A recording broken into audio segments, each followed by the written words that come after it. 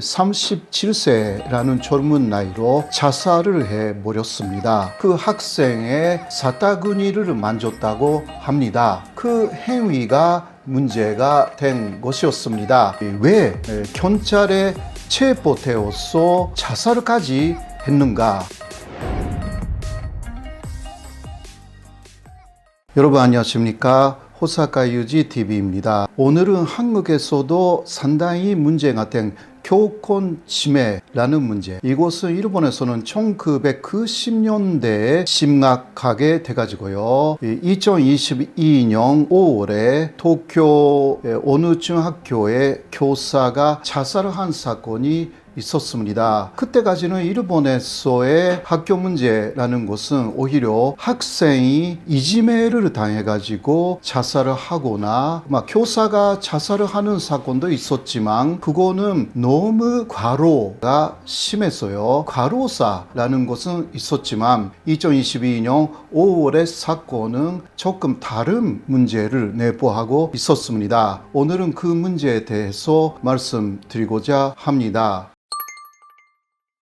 5월 21일이었습니다. 도쿄의 어느 중학교 담임 선생님이 37세라는 젊은 나이로 자살을 해버렸습니다. 그 선생님은요, 5월 18일에 체포당해서 5월 22일 아침 석방되었는데 그 직후에 자살을 했습니다. 이 문제가 일본에서 한때 상당히 큰 사회적인 문제가 되었는데요.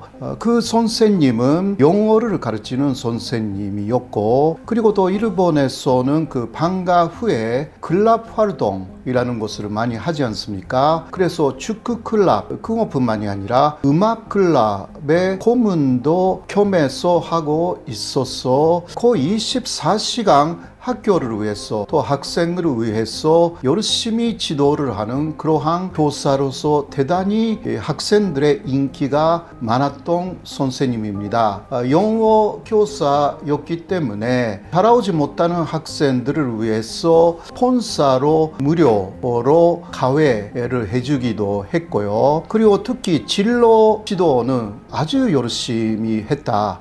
그런 식으로 유명했습니다. 그리고 또 학생들이 여러 가지 고민이 많지 않습니까?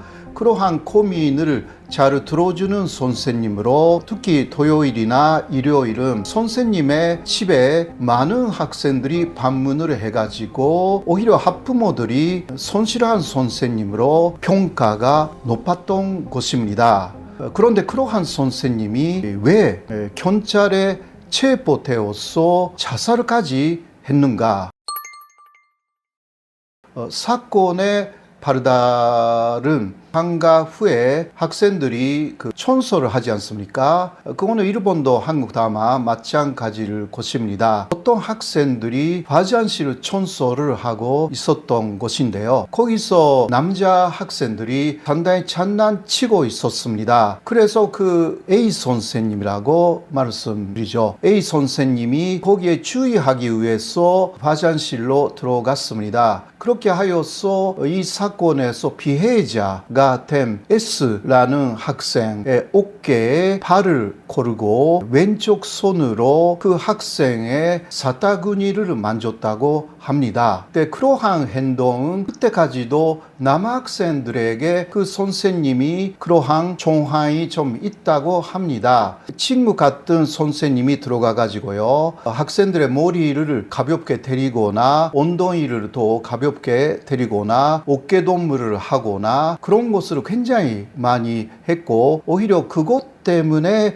인기가 많았던 것입니다. 일본의 옛날에 TV 드라마에는요, 열심히 아주 열정적으로 학생들을 가르치고 학생들의 고민을 들어주는 선생님들이 청춘 드라마의 주인공으로 굉장히 많이 나왔습니다. 그러한 옛날에 청춘 드라마에 나오는 선생님하고 대단히 닮았다라고 하여서 좋은 소문이 많이 나왔던 선생님인데요. 그러나 그 행위가 문제가 된 것이었습니다. 사타구니를 만졌다. 이게 문제가 된 것이었습니다. 그래서 그 S라는 학생은 어머니가 이제 학교 쪽에 연락을 하여서 담임 선생님을 교체해달라 말하기 시작했다고 합니다. 그러나 학교 측은 학기 중에 담임 선생님을 교체하는 것은 사실상 어렵다라는 이야기만 되풀이했다고 합니다. 그 다음에 그 어머니가 한 이야기가 그렇다면 경찰로 신고하겠다라는 것이었습니다. 진심이라고 생각하지 않았던 교장 선생님 측은요, 무사 안일주의로 가볍게 여겼던 것 같습니다. 일본에서는요, 특히 1990년대부터 시작된 이러한 학부모가 굉장히 그 부당한 요구, 지금 말하고 있는 사건이 부당한 요구인지는 여러 가지 의논의 여지가 있는데요. 강한 요구, 부당한 요구를 하여서 학교 측을 상당히 곤란하게 만든 사건이 꽤 많이 있었습니다.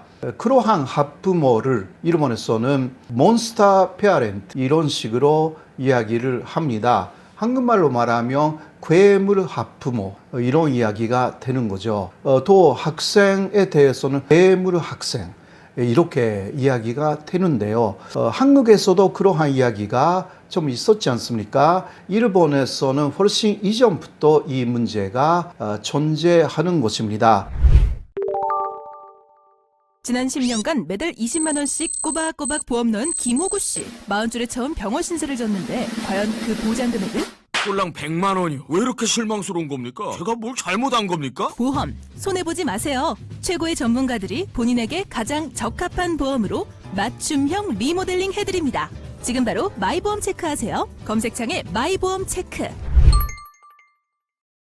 S 학생하고 그 어머니가 경찰에 신고를 했기 때문에 경찰 쪽에서 이렇게 이야기를 했다고 합니다. 이것은 간제 주행죄에 해당될 가능성이 있다. 사실은 일본에서는요, 간제 외솔죄라는 것이 있습니다. 이거 한국에서 말하면 간제 주행죄가 되는데요. 일본의 형벌 내용이 상당히 무겁습니다. 한국에서는 혹시 유죄가 되더라도 벌금형 그런 길이 열려 있는데요. 일본에서는 벌금형이 없습니다. 다 징역입니다. 그래서 그런 것을 잘 모르고 장난치면 큰 문제가 되는 조범이라고 해도 감옥으로 직행하는 그러한 무거운 죄인 것인데 선생님이 체포가 됐어요. 3일간 조사를 받고 일단 소판되었습니다. 그 다음에 그 선생님은 유서 같은 것을 썼습니다. 자신이 장난으로 한 것이었지만 피해 학생의 입장에서는 이것을 수용할 수가 없었을 것이라고 생각하여서 대단히 미안하게 느낀다라는 취지의 글을 써서 자살을 하고 말았습니다.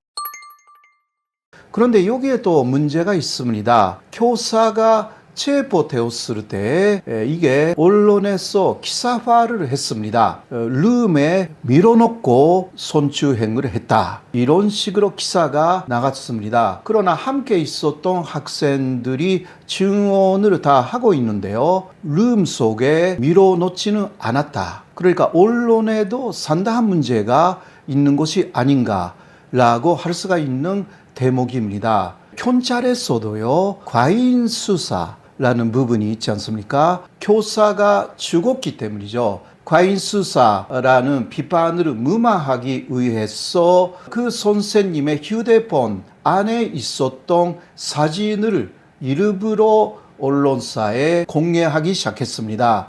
포르노 사진 같은 것이 있었던 거죠. 이 선생님은 역시 성적 침해 이산자였다라는 식으로 언론을 유도하기도 했습니다. 한국에서 일어난 그 교권 침해 문제라는 것은 좀 일본하고 다른 부분이 있는 것 같습니다. 일본에서는요, 학교 교육법에서 체벌은 안 된다. 그렇게만 나와 있어가지고 학생에 대한 징계는 허용되고 있는 부분들이 있습니다. 그래서 한국의 문제하고는 조금 다른 각도에서 봐야 되겠습니다만은 한 교사의 인생이 학교의 무사 안일주의로 인해서 완전히 빼앗겼다라고 할 수밖에 없는 사건이라서 소개를 해드렸습니다. 오늘의 말씀은 여기까지로 하겠습니다. 고맙습니다.